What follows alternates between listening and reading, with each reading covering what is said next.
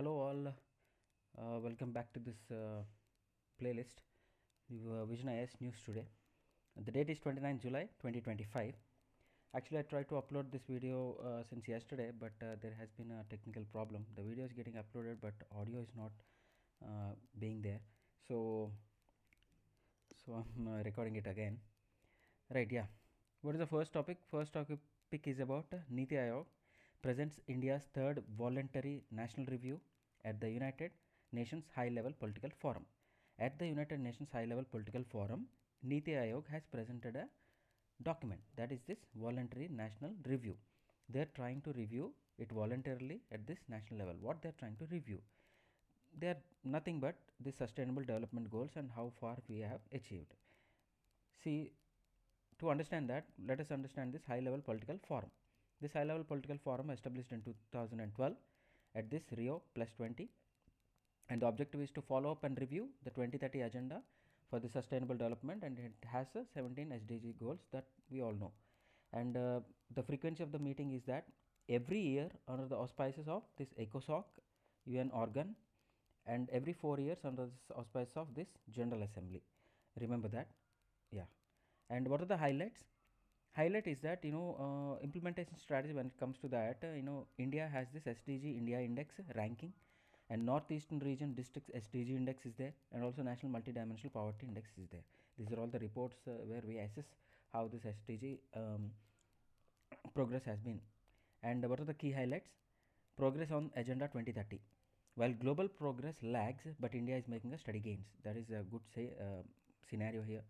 And we have this 17 SDG goals, and each SDG goals is backed by a scheme or some initiative from the government, and there could be some achievements also, right? So that we have to see and understand.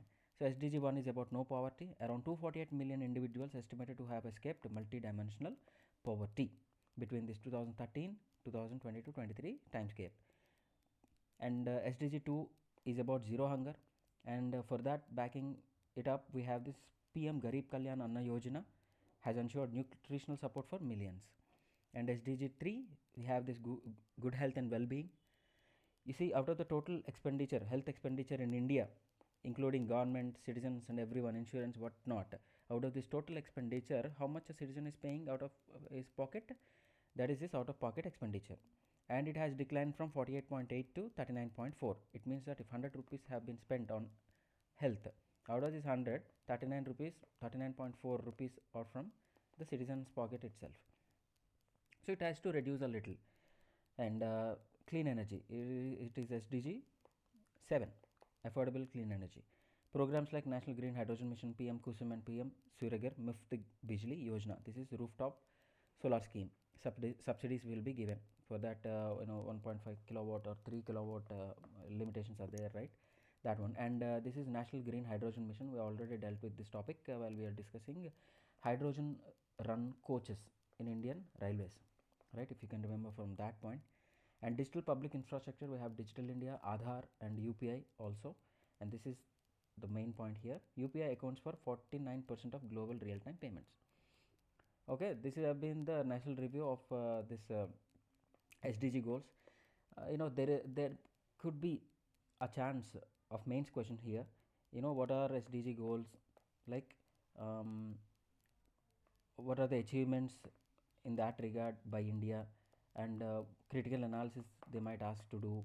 So you must be ready with all these data points, and you should write the answer. The next topic is Union Ministry of Labor and Employment is discussing concept of living wage. Okay, so to understand that, we must have an idea about minimum wage and living wage. Minimum wage, you know that, right? For example, if you ask for a construction worker to come to your home and do some job for a whole day, you have to pay him a minimum charge, right? It varies from state to state, but usually it will be around 500, somewhere it is 600, somewhere it is 800, like that. It varies. That is his minimum wage. Okay, the wage must provide not only for the bare sustenance of life, but also the preservation of workers' efficiency. That is his minimum wage. And the payment of minimum wages is legally mandated under this Minimum Wages Act of 1948. But living wage is a level of pay that gives workers and their family a decent standard of living, not just for this workers' efficiency, not just for the bare sustenance of life, but also for this decent standard of living. That is this living wage. It means that living wage is broader concept than this minimum wage. So in this living wage, it includes basic needs such as this food, housing, healthcare, education, transport, and clothing. Also, it is as per International Labour Organization. Both central and state governments can fix, review, and revise minimum wages. See, for example, center will fix the floor price. Let's just say some 600 will be the floor price. Let's just say the state government can give either 600 or more than 600, right? That is usually the case. Next, under the Code on Wages 2019, minimum wages are applicable across all employments, public, private, organized, and unorganized. Code on wages, code on security, like that. Total, we have 4 codes, 4 labor codes. We have labor codes. Okay, if you are preparing for UPSC, EPFO, recently Assistant Provident Fund Commissioner, Enforcement Officer notification has been rolled out, and for this labor codes is very important. We have 4 labor codes all in all. One of the code is Code on Wages 2019, and Article 43, the state shall endeavor to secure living wage to all workers by suitable legislation. That's understandable, and you know it. And living wages are generally higher than minimum wages and should reflect the regional differences. As I told you, for example, inflation, you take inflation. Inflation can be high in AP, inflation can be high in Telangana, inflation can be low in Maharashtra, just an example, can be lower in Madhya Pradesh. So, these two states inflation is high, these two states inflation is low. To address this inflation differences also, we need to have the living wages, and it should address this regional differences. Okay, right. That is a basic difference between minimum wage and living wage. And what is the significance of living wage? A globally implemented living wage could generate $4.6 trillion in additional GDP each year. That is as per this World Economic Forum. And also it will improve the female labor participation. Otherwise, what females generally would do, they tend to go for this child care. They have these responsibilities, right? Health and education, all these things. If we give them living wage, certain living wage, they can explore and participate in the workforce. That is this point, improve female labor force participation. And what are the other things? Respond to rising inflation and living costs, and help attract, retain talent. Talent will not go anywhere, or it will not subside. People will tend to come to join in the workforce. Okay, and aligns with emerging labor regulations and social expectations. Right. That's about the topic about living wages, which Ministry of Labor and Employment is considering. And what is the benefit of this living wage? It will add $4.6 trillion in additional GDP each year as per this World Economic Forum. Right. State of food security and nutrition in the world. So, what we are trying to get from this report, we are trying to get the status of food security, status of nutrition in the world. SOFI 2025. SOFI, this is released by with the collaboration of Food and Agriculture Organization, International Fund for Agriculture Development, UNICEF, World Food Program, and WHO. They are trying to address this SDG 2. SDG 2, we have 2.1 and 2.2. Sub goals will be there. SDGs are the outlines, 17 goals, but sub targets are there, sub goals will be there. Total 169, if I remember correctly. Right. Next, what are the key findings of the report? You see, all in all, in this report, it is a positive sign about the hunger, addressing the hunger issue. For example, global hunger decreased to an estimate of 8.2 in 2024 from 2022 levels. Global hunger has decreased. But however, in some countries such as Africa and Western Asia, it is still there, but we need to fight for it and fight against it. Moderate or severe food insecurity has declined gradually since 2021, and food prices rose through 2023-2024. Reason being, we have this pandemic and also war in Ukraine. But despite the increase in prices, we are able to afford the healthy diet itself. Who cannot afford have fell from 2.76 billion in 2019 to 2.60 billions in 2024. So all these things are the positive looking aspects of this food status of SOFI. And there has been a little negative thing here. anemia in women and adult obesity is on the rise globally. Okay, this is a caution that we have to take from that report. And India related findings, we'll see that generally there is an increasing trend in the lower middle income countries in the number of people who are unable to afford a healthy diet, but that is not the case for India. India is in a better position. We are doing little better. And also you see, fishermen and wholesalers in Kerala, they adopted these mobile phones that helped in reducing the price and price dispersion and waste. Okay, swift passing of information will be there, so wastage will be reduced. And there are other key recommendations. What are those? Time bound and targeted fiscal measures has to be there, but that fiscal measures has to be in line with monetary policies, monetary policy given by RBI. If they are going for tight monetary policy and the fiscal measure is going for loosen monetary fiscal policy, what will happen? Opposite will happen. It will not align, but both has to be aligned to control the inflation, whether to increase the inflation or whether to decrease the inflation. you know yeah. And robust agriculture market information must be there to manage this price volatility. That is the topic about that. And next topic is 5 years of national education policy 2020. NEP 2020, it has been 5 years since it's rolled out. So let us see some salient features here. Universal access is one thing, like gross enrollment ratio to 100% of preschool to secondary level by 2030. So by 2030 we need to get a 100% gross enrollment ratio in the primary and secondary level. What are those primary and secondary levels? Let us see in the next point. Competency based learning. Pedagogical structure have been changed here, like 5 3 3 4. What is this 5? First 5 years of schooling, this foundational, next 3 is primary, next 3 is middle term, and the last 4 is secondary. Last 4 is nothing but till 18 years of age, that is second inter, to relatively put in place for you to understand, right?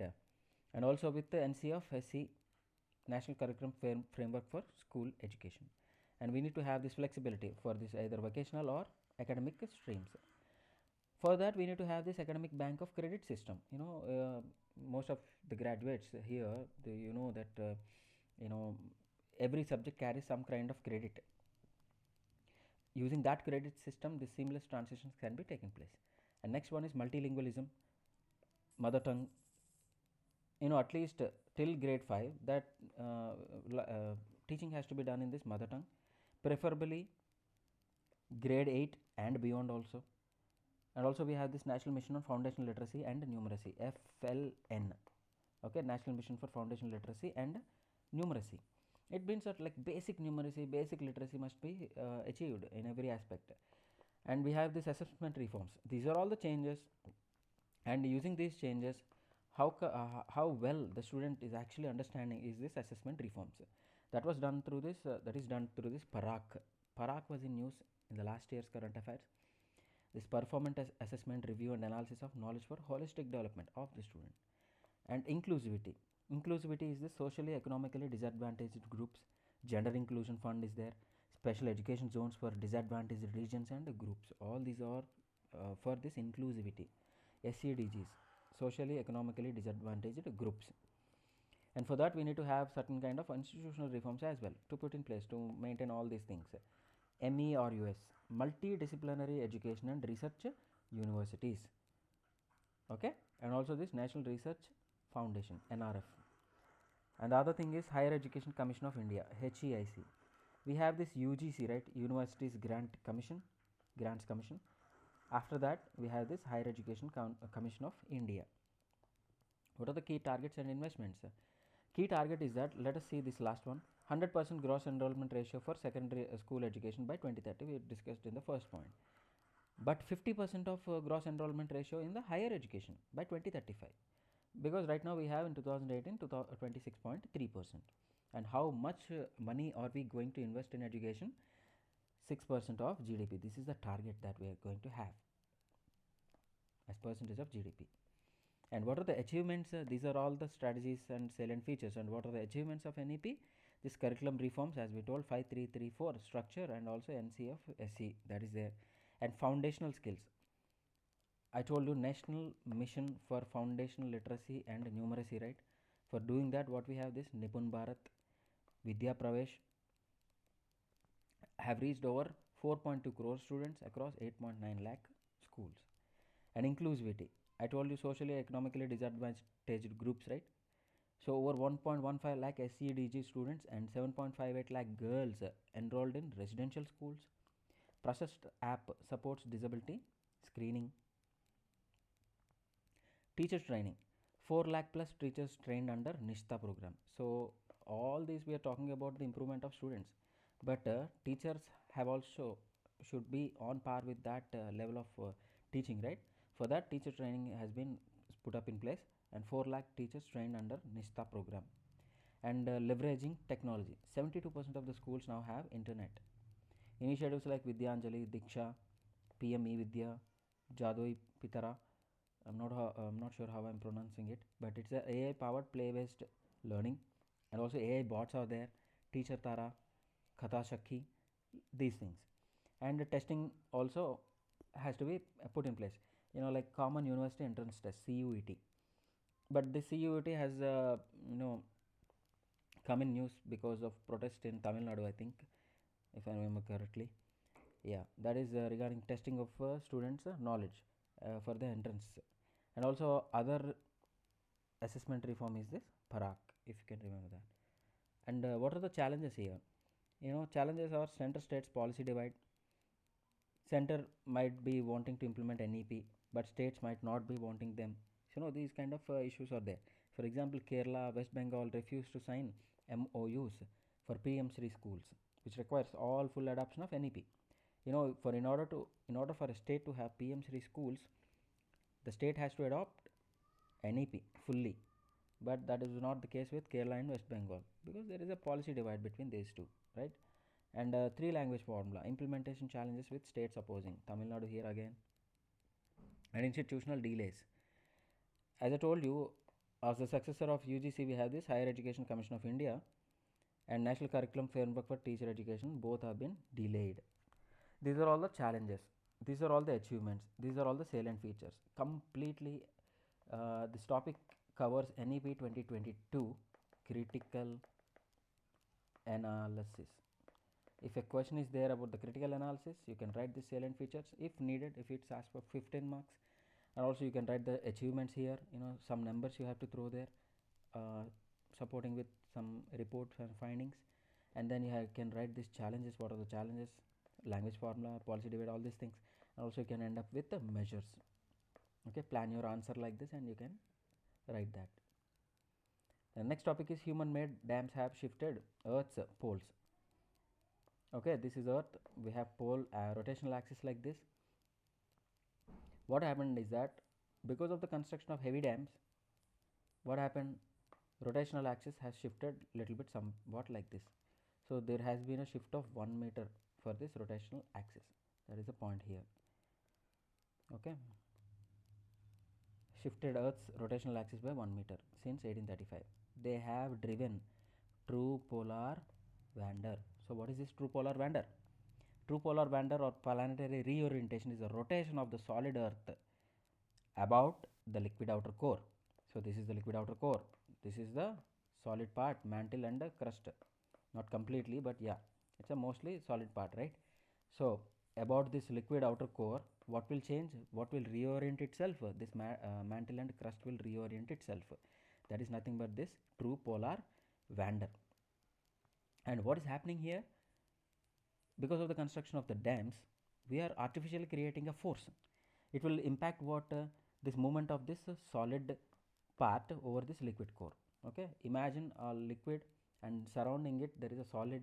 If you are putting force externally on the solid part, what will happen? Because it is on the liquid core, it will try to move, the outer surface will move, right? That's what is true polar wander. Let's quickly go to the image and try to understand that. So this is what I'm trying to say. This is the core and this is the mantle and crust solid part. And just imagine this is a liquid core, right? Outer core, liquid outer core.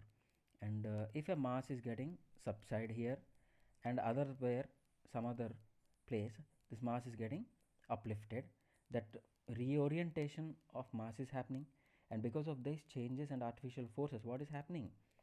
This part is moving. That rotational part is nothing but this true polar wander. Okay. And because of this change in that things, what is happening? The poleward points are getting shifted here. So initially it was in this Canada place, and now it is in that Greenland. Where is this topic? Yes. So let us see this. What is the definition for true polar wander? Is a planetary reorientation, is the rotation of the solid earth crust and mantle about the liquid outer core. It helps to maintain rotational balance due to mass redistribution. Okay, I told you this rotational balance due to this mass redistribution. Okay, that is this true polar wander.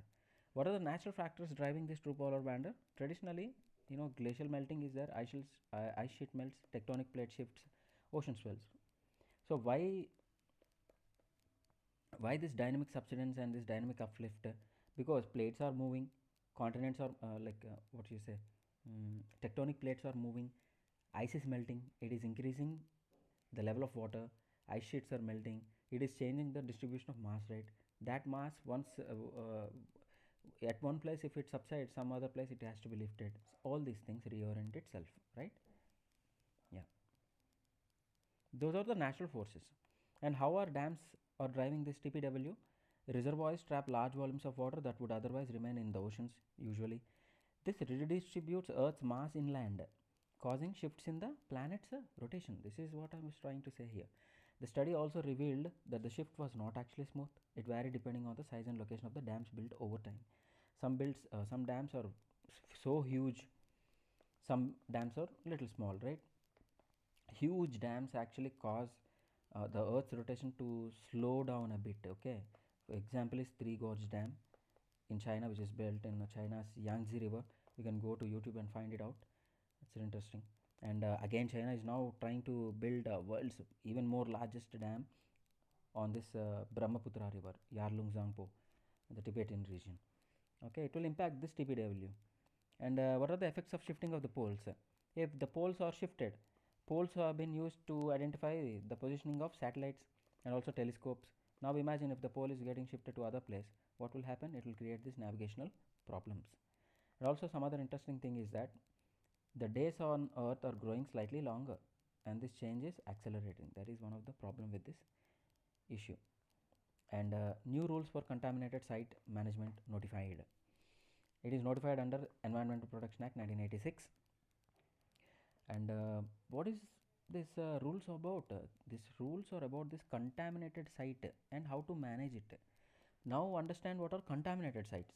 Contaminated sites are areas where hazardous waste has been previously disposed of, polluting the soil and water and posing risk to health and environment. That site is called as this contaminated site. And what are the contaminants that have been covered? 189 hazardous substances have been covered under this hazardous and other waste rules 2016. But important point to remember here is that radioactive waste is not covered under hazardous and other wastes. Remember it. And mining is there, oil spills at sea is there, solid waste dumps are all excluded from that 189 list. They are governed by separate legislation. And what are the response levels? Not everybody will be responsible in that equally. Like you see here, agriculture, residential, commercial and industrial areas, they have different response levels here. And how to manage this contaminated site, this have been put up very logically. Just try to understand here. First we need to identify the site, and then site assessment has to be done, and we have to identify the polluter, and we have to do the cleanup. It's very logically set up. So for identifying the site, local bodies and district administration, they will report the suspected sites twice a year to SPCBs, State Pollution Control Boards, and then State Pollution Control Boards will assess them, inspect the suspected sites and give the report to Central Pollution Control Board, and the polluter identification will be done. SPCBs identify the polluter.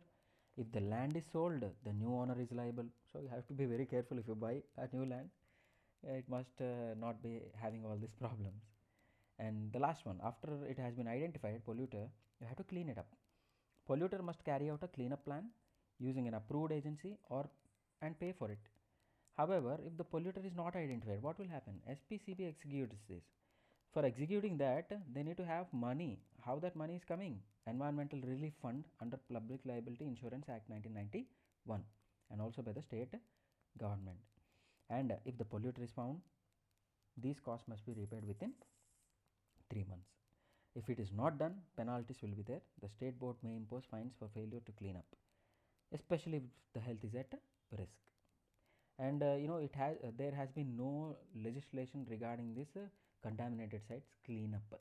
For that, now that vacuum has been filled through these rules, and now we are able to clean up this legacy pollution sites. What are these legacy pollution sites? Legacy pollution sites are nothing but dump sites where this waste has been segregated over long periods of times. Every outskirt of any city, any town, any village, we have this legacy sites.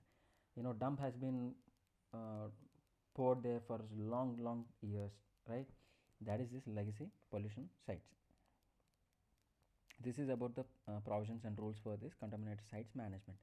The next topic is zonal cultural centers. So as we have just zonal councils to address the regional issues, right? And we have this zonal cultural centers to preserve and promote folk, tribal, and vanishing art forms. Nothing else. Very simple. And how many zonal council centers are there? Cultural centers are there? 7. And it is under this Ministry of Culture, and they are autonomous bodies.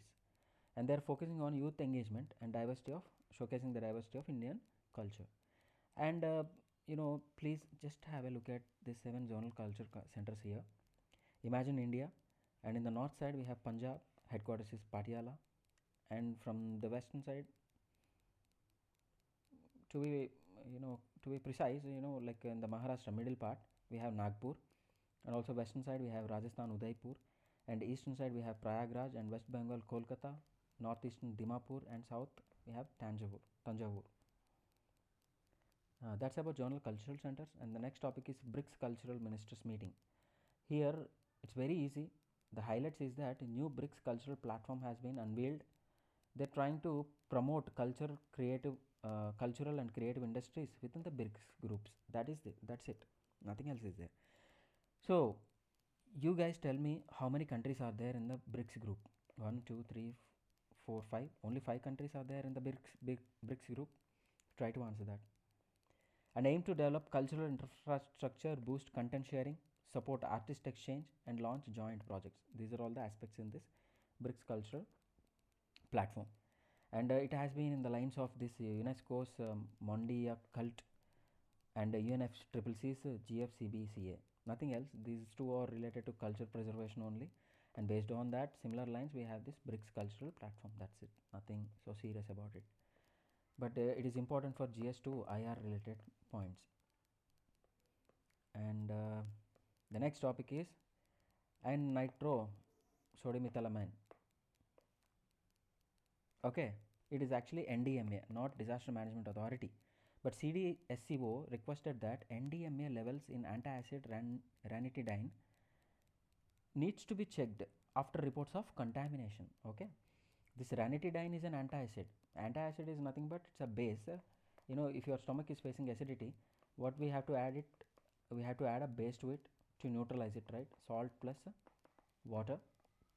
This base that we are adding is nothing but this antacid. This antacid we are talking about is ranitidine. It has been contaminated with this NDMA. Then what is the problem with NDMA here? NDMA is a yellow odorless liquid at room temperature, unintentionally formed during manufacturing, and is found in air, water, soil, and some foods. What is the problem they are found like this? Because there is a possibility of cancer. It's a cancer causing agent, carcinogen. It's a possibility. So previously used in rocket fuel but stopped due to environmental contamination. Imagine a product used in rocket fuel being in your stomach, and also used in cosmetics, lubricants, and plastics as an additive or softener. That's about this NDMA, nitrosodimethylamine. And the next topic is Geelong Treaty. We know this AUKUS, right? AUKUS collaboration between Australia, UK, and US. It is for this focusing on technological sharing in the Indo-Pacific region. This technology might be defense-wise, maritime, or submarines, like that. Submarines also. Australia is trying to buy submarines from UK and also US. Right. Australia, United Kingdom signed the bilateral nuclear powered submarine partnership and collaboration treaty, which is nothing but this Geelong Treaty. So, if the question is asked, Geelong Treaty is related to what? We have to answer this AUKUS. And US is not a signatory to this treaty. Earlier, Trump administration launched a review to examine whether AUKUS submarine pact aligns with his America First agenda. It means that it has to serve the purpose of agenda America First. That has to be their agenda. They were a little doubtful back then. So a review has been launched to see that. The treaty enables 50 years of strategic cooperation to design and build a new class of nuclear powered submarine. It's not so important. Just have an idea about this Geelong Treaty. And the next topic is acoustic monitoring technique. So we're trying to monitor something using these acoustics sounds. Okay. Prime Minister praised the first ever grassland bird census. It's a first ever grassland bird census held in Kaziranga National Park, Assam, using this acoustic monitoring technique. Okay, we are trying to count number of birds. But usually, how do we count the number of birds? Usually by this visual spotting. But what happened is that the birds here are small, shy, and camouflaged birds. It means that they are introverts. Okay, these birds are introverts. So, in order to count them, we cannot visually spot them because they don't come out generally. Even if they come out, they will be camouflaged only. So, what we need to use? We need to use this acoustic monitoring technique. So, the census focused on 10 rare or threatened bird species: Bengal florican, black-breasted, parrotbill. You have to get familiar with these names and identify the species, whether it's a bird, animal, or fish, or amphibian, like that. Acoustic recorders were placed on tall trees near grasslands during the breeding season, March to May, to capture the bird songs and calls. These songs and calls are the sounds which are analyzed using spectrograms. Spectrogram is a graphical representation of sound, and an AI tool, BirdNet, is also used to identify the bird calls. Okay, here the other key point to understand is that Kaziranga National Park has grasslands. Okay, remember, by this grasslands you should understand what kind of biome is there, what kind of temperature distribution, rainfall distribution is there. Those things you need to get it out. Okay, that is how you have to interlink all your topics. This is not about just acoustic monitoring technique. This can be like related to environment, biomes, or geography, Köppen's classification. All these things can be interlinked. Next, Priya Vihaar temple. This temple is present on the borderlines of Cambodia and Thailand. I told you this will be Vietnam. The Vietnam has a coast, Cambodia has a coast, Laos is landlocked, and adjacent to that Cambodia we have Thailand, and here we have Myanmar. Okay, Myanmar. Along the borders of this Thailand and Cambodia we have a place where dispute has been going on. Here there we have this temple. They are fighting for this temple, Priya Vihaar. Okay, it is an ancient temple complex perched atop this Dangrek mountain. We also discussed Dangrek mountains, if you remember, near this Cambodian border. Historical origin is that 11th and 12th centuries during Khmer Empire's golden age. Khmer also we discussed, a language related thing already I told you. And the significance, there is a Lord Shiva temple and is sacred and symbolic site for both nations. Now that is why they are fighting for it. Okay, and 2008 listed as UNESCO's World Heritage Site in Cambodia. It reminds me of a joke. A difference between atheists and theists is that atheists do not believe in 3000 gods, for example. Then theists will do not believe in 2999 gods. That is the difference between atheists and theists. Sit on it for a while. Next topic. FID is Women's World Chess Champion 2025. So Divya Deshmukh becomes the third Women World Cup winner, defeating Koneru Hampi in FID's Women's World Cup 2025 at Georgia. Here we are discussed about World Chess Champion. Here we are telling about World Cup. Both are different. I'll try to explain. So she is now Divya Deshmukh is now eligible to be India's fourth woman to become Grandmaster. So who are the earlier three? Koneru Hampi, Harika Dronavalli, and Vaishali Ramesh Babu. So FIDE Women's World Cup is a tournament different from World Chess Championship. How it is different? In World Cup, several players will be there. They will be fighting. Ultimately one winner will be there. Okay, but these players who have won will fight for this championship. Out of this, the ultimate player will be named as World's Chess Championship. That is the difference here. First, Women's World Cup will happen, and then World Chess Championship will happen. Both will be organized by FIDE only. FIDE is the governing body of sports of chess, and FIDE currently has its headquarters in Lausanne, Switzerland. Switzerland. Usually, it used to be in Paris. And the next topic is UN Nelson Mandela Award. This Nelson Mandela Award is given every 5 years to one male and one female. For what? For their dedication to serving humanity, especially reconciliation, social cohesion, and community development. Comment me the meaning of this reconciliation. What do you understand by this? And winners will be given a plaque with a citation and Mandela quote and no cash award. Okay, fine. UN staff are not eligible for it, and no Indian received the award yet. Okay, peeps, please listen to me. We are turning pages in different technical books. We are learning different concepts, but UPSC is asking facts. They have lowered their standards, so you also have to lower your standard a little and read these kind of facts. No Indian received the award yet. It's not about the award, it's about how many times delimitation happened, how many times emergency happened. All these kind of low standard questions they have been asking. So keep that in mind. No Indian received the award yet. This Nelson Mandela Award. And now who has been awarded? Brenda Reynolds from Canada and Kennedy Oded from Kenya. It is established by UN General Assembly in 2015. Please remember. And the last topic for today is Setubandha Scholar Scheme. Okay, Setubandha Scholar Scheme enables students from traditional gurukuls to obtain recognized degrees and research scholarships at top IITs. Why? Because these traditional gurukuls students are generally are outside of the normal mainstream system, right? Mainstream academics. Like you and I, will be doing our degrees from a general mainstream academics. But these traditional gurukuls are different from that. So we are trying to inculcate them into this mainstream only. That is being done here through this Setubandha Scholar Scheme. Institutional recognition must be given to this traditional knowledge system. That is the whole point here. And it is done through this Ministry of Education and implemented by Indian Knowledge System. It is a division of Central Sanskrit University. And for this they will be given the fellowships up to 65,000 per month. This brings us to the end of this lecture. Hope you will get something out of it. Thank you for joining. See you in the next class. Bye bye.